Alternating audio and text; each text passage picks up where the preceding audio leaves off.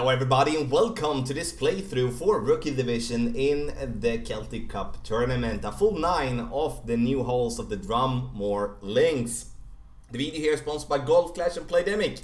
So let's get to it. In this playthrough you're going to only see my shots. It's a shorter playthrough. If you do want to see a little bit longer hole guides, then you check out the hole guides that are on golfclashtommy.com or also here on the YouTube channel. Then you will have 1 or 1.5 minutes longer when it comes to the talk. It's not that you will miss any information in this playthrough that is not said in the hole guides. It's just that the video might be going a little bit quicker than normally like this before the tournament. Also, let me know if you like this type of content in the video description. No, not the video, the comment section down below. Sign up on Patreon to get the text guides and also visit Golf Clash Tommy for more Golf Clash related content. So let's go to hole number 1 and we're going to start by saying 10% extra 1-0 for the drive. And I'm choosing to play right side here to give myself a better chance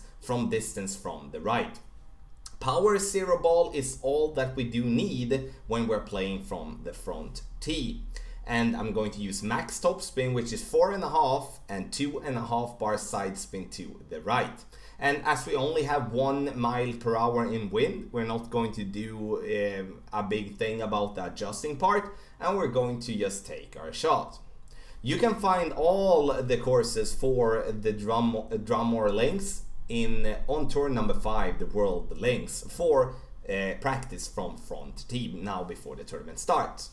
Second shot is going to be played 0, nothing extra, and I'm going to use my short iron to bounce my ball over the water up towards the pin. The problem we're having here is that we're having the wrong short iron, because the thorn does not have more than 1 bar of topspin, and we do need to have at least 2 bars of topspin or even 2.5. So make sure that before you play this hole, pick the short iron that gives you a little bit more topspin than the thorn, and then you're going to have to bounce yourself over the water up towards the pin. You could also see that I was using overpower, and the reason I was using overpower is to try to get my ball to bounce as close to the water line as possible, but that we can prevent by using a club with more topspin.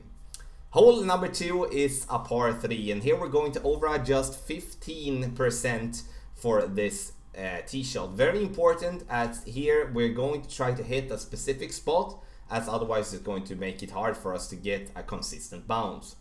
Using the fairway out to the right, and as you can see that the ball guideline is showing that the ball is going to be pushed into the left. I'm also going to use as much side spin that I possibly can, which in this case is 4.5 combined with 2 bars of topspin. The topspin is not something that you do need to do. I would say half a bar of topspin will be enough.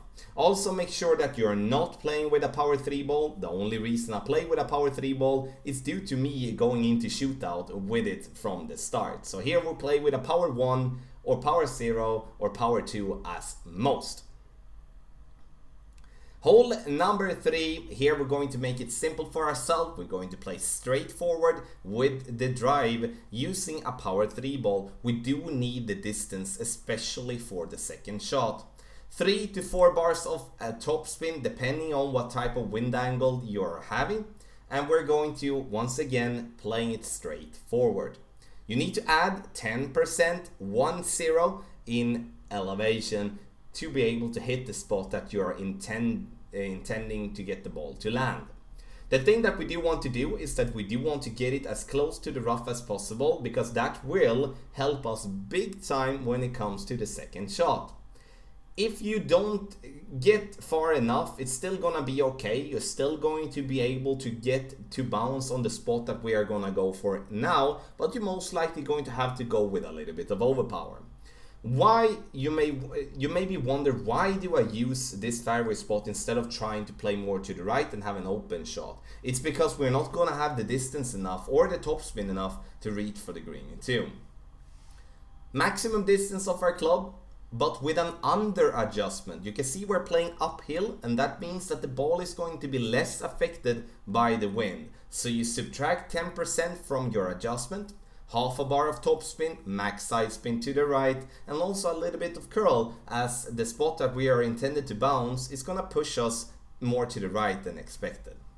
Hole number 4, par 3, and here we're going to use play this one 20% extra or 15% extra, depending on if you're going to adjust for max distance or you're going to adjust for medium distance.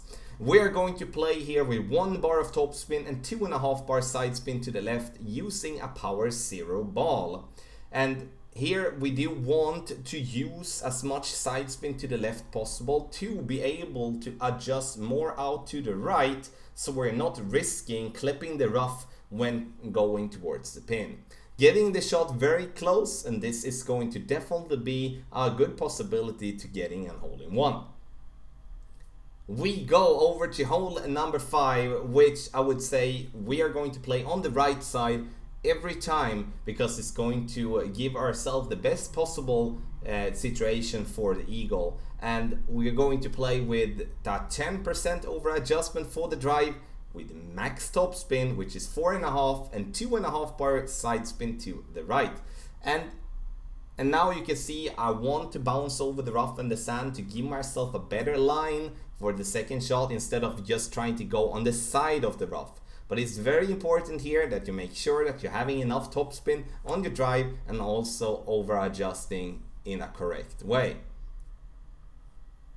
For the second shot, we are also going to play with an over adjustment of 10%. In the example here, I'm not over adjusting, so you're going to notice that I'm going to miss this pin on the right side. We also need to use half a bar to 1 bar of topspin, depending on what type of wind angle we are going to have, to be able to have speed enough to get the ball to roll towards the pin. Very hard, obviously, when we are not having the ball guideline on the thorn here, that we will have to guess a little bit, especially in the start. But after been playing this shot a couple of times, I noticed that we do need half a bar of topspin to 1 bar of topspin to get our ball to the pin in a correct way. Do not forget the over adjustment, and then you're gonna be fine.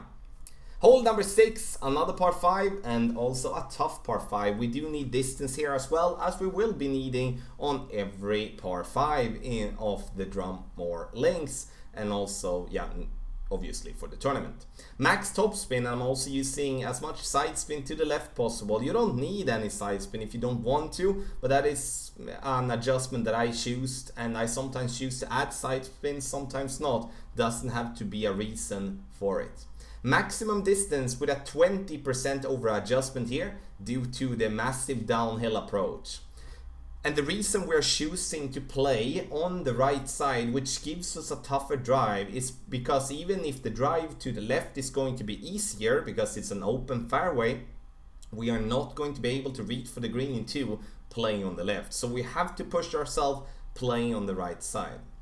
For the second shot, I'm going for the rough bump in this example. I'm not saying to go for the rough bump as a general approach, but I would say that the rough bump is going to be the best possibility for you to make an albatross from distance. If you don't want to take the risk of going with the rough bump, because there is always a risk with a rough bump, as you could miss the rough or you could get stuck in the rough, which we will be close on getting, then you're gonna play on the right side of the rough, bouncing on the fairway, not using any topspin, but you're going to use curl to the left and trying to curl that ball in towards the pin. But as soon as we're going to have to use curl, we're going to have a problem to play consistently. 10% extra for the second shot, whatever decision you take in how to play it. Hole number 7, here we're going to over adjust our tee shot with 10%. We're going to make this one very simple for ourselves. No top spin, no back spin, and no side spin. And here we can definitely play with even a basic ball to even save our marlins. And this is going to, in my opinion, be a very good chance for us to making an hole in one. And you can see here we're using the red ring by the rough line to the top right, and aiming straight at the pin. So with a 10% extra, we're going to take our shot and the ball is going to bounce on the fairway very nicely and bouncing up towards the pin. And in this scenario, we are making a hole-in-one. Boom! Hole number 8 is a par 4 and we're going to play on the left side here. Once again, we're taking a little bit tougher drive because the second shot, if so, is going to be easier to handle playing on the left side. The reason I don't really like the right side is due to the fact that depending on how far you're gonna drive, you're gonna have a different elevation basically for every type of shot there, because that slope there is pretty massive and you can get stuck on the top of it and then you're gonna have a problem. So in this scenario, I'm playing with a Marlin ball, max top spin, and I'm playing with 2.5 bar side spin to the right and also using around 25% of overpower. I would suggest for you to use a different ball here. Power 1 minimum, but also power 2 and power 3 will be good, so you don't have to go with overpower. Completely unnecessary in my opinion. 10% extra for the drive, and that leads us to a very good chance playing for the eagle from distance. 4 bars of backspin, we're aiming for the hole here, and we're going to give ourselves now a possibility to you know, gain a shot on our opponent, or just make our opponent have to work for it even harder. We're not going to add or subtract anything for elevation, and we're just going to play it from whatever distance of the club that we are having. So this is a very good chance, and I feel that getting on this flat ground as we're getting on the left makes the left side being a better way to play than the right, in my opinion.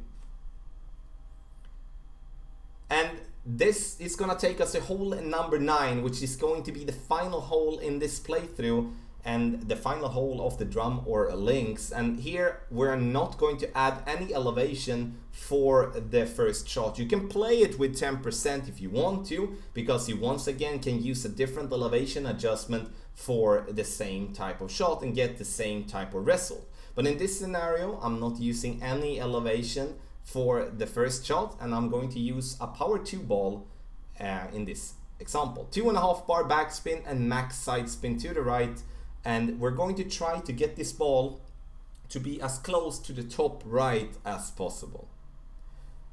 Change the power 2 ball, everyone. Please do that. Play with a power 3 ball here. I'm sorry to suggest the power 3 balls, but it's so necessary for the second shot, which you're gonna see here.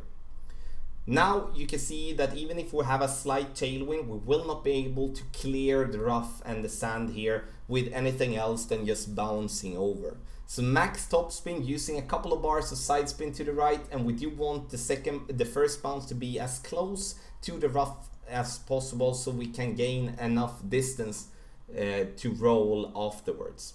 There is another way to approach this hole, and that is by playing on the left side. Go with your drive, power 3 ball, max overpower, try to gain as much distance as possible. That might put you up for a different approach towards the pin, not something that will ease the way of getting to the green, but at least going to be an opportunity if you don't want to play out there to the right, risking that drive, or like, you know, taking a little bit bigger chance with your drive. This wedge there will give you a good possibility still securing the eagle on hole number 9, which is going to be, in my opinion, the hardest hole coming up in the tournament.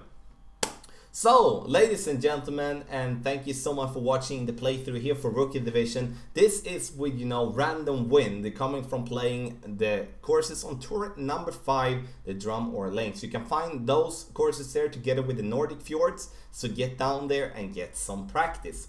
Please let me know in the comment section below what you have as questions or just comments, or, you know, are you just pumped for the tournament soon to be here. Sign up on Patreon to get the text guides for the tournament. You can find link in the video description down below. Also visit golfclashtommy.com for more content for all the divisions in the Celtic Cup Tournament. And so once again, video is sponsored by Golf Clash and Playdemic. Thank you so much for watching and good luck in the tournament.